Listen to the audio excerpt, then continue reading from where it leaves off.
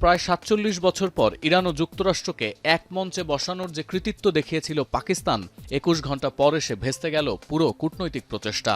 কার্যত ব্যর্থ হল শনিবার থেকে রোববার ভোর পর্যন্ত গড়ানো শান্তি আলোচনা। ফলে কোনো ধরনের চুক্তি বা সমঝোতা ছাড়াই নিজ দেশে ফিরে গেল ইরান ও যুক্তরাষ্ট্রের প্রতিনিধি দল। পাকিস্তান ছাড়ার আগে রোববার সংবাদ সম্মেলনে এই তথ্যই দিয়েছেন মার্কিন প্রতিনিধি দলের নেতা ও ভাইস প্রেসিডেন্ট জেডি ভ্যান্স।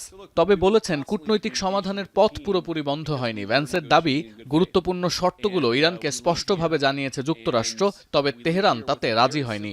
বিশেষ করে ইরান যাতে পরমাণু অস্ত্র তৈরি না করে সেজন্য তেহরানের পক্ষ থেকে দৃঢ় অঙ্গীকার চেয়েছিল ওয়াশিংটন, যা এখনও প্রতীয়মান হয়নি। ভ্যান্স আরও দাবি করেন, আলোচনা ভেস্তে যাওয়ায় যুক্তরাষ্ট্রের চেয়ে ইরানেরই বেশি ক্ষতি হয়েছে, যদিও এখনই সমঝোতার সম্ভাবনা পুরোপুরি উড়িয়ে দিচ্ছে না যুক্তরাষ্ট্র। তবে তেহরান বলছে, বৈঠকের এক পর্যায়ে আলোচনা থেকে সরে যাওয়ার অজুহাত খুঁজছিল যুক্তরাষ্ট্র। ইরানি বার্তা সংস্থা ফার্স্ট নিউজের প্রতিবেদনে বলা হয়, নিজেদের পরাজয় ঢাকতে ও আন্তর্জাতিক মহলের চাপে আলোচনায় আগ্রহ দেখায় যুক্তরাষ্ট্র, কিন্তু সমঝোতা করার মানসিকতা ছিল না তাদের। ইরানের প্রেস টিভি জানাচ্ছে, দুপক্ষের মূল বিরোধের জায়গা মূলত হরমুজ প্রণালী সচল ও পরমাণু সক্ষমতা নিয়ে। ইসলামাবাদের কয়েকটি সূত্রের দাবি, মধ্যস্থতার মূল চ্যানেল এখনও বন্ধ হচ্ছে না। যদিও ফার্স্ট নিউজের তথ্য বলছে, মার্কিনীদের সঙ্গে পরবর্তী ধাপের আলোচনা নিয়ে এখনই কিছু ভাবছে না ইরান।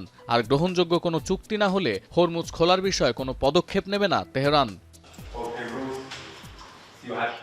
এর আগে একটি এক্সপোস্টে ইরানের পররাষ্ট্র দপ্তরের মুখপাত্র জানান, কূটনৈতিক এই প্রক্রিয়াটির সাফল্য প্রতিপক্ষের আন্তরিকতা ও সদিচ্ছার উপর নির্ভর করছে। দাবি করেন, ইরানকে তার অধিকার ও স্বার্থ রক্ষার স্বীকৃতি দিতে হবে। অন্যায্য কোনো দাবির সামনে নমনীয় হবে না তেহরান, যা থেকে অনুমান করা হচ্ছিল যুক্তরাষ্ট্রের দাবিগুলোর সঙ্গে একমত হতে পারছে না ইরানি প্রতিনিধি দল। এদিকে নেতানিয়াহুর হুমকি ও ইসলামাবাদ বৈঠকের রেশ ফুরোবার আগেই রোববার ভোর থেকে লেবাননে হামলা শুরু করেছে ইসরায়েল। এয়ার স্ট্রাইক চলছে কাফরা, হারিস, রাচাফ, কানা সহ বিভিন্ন শহরে। সতীর্থ কর্মকার, এখন বিশ্ব। Lily ultra soft serum gel, যা গভীর থেকে স্কিনে দেয় 3 গুণ সিরাম হাইড্রেশন। সিরাম জেল হাইড্রেশনে ব্রাইট থাকো সব সিজনে।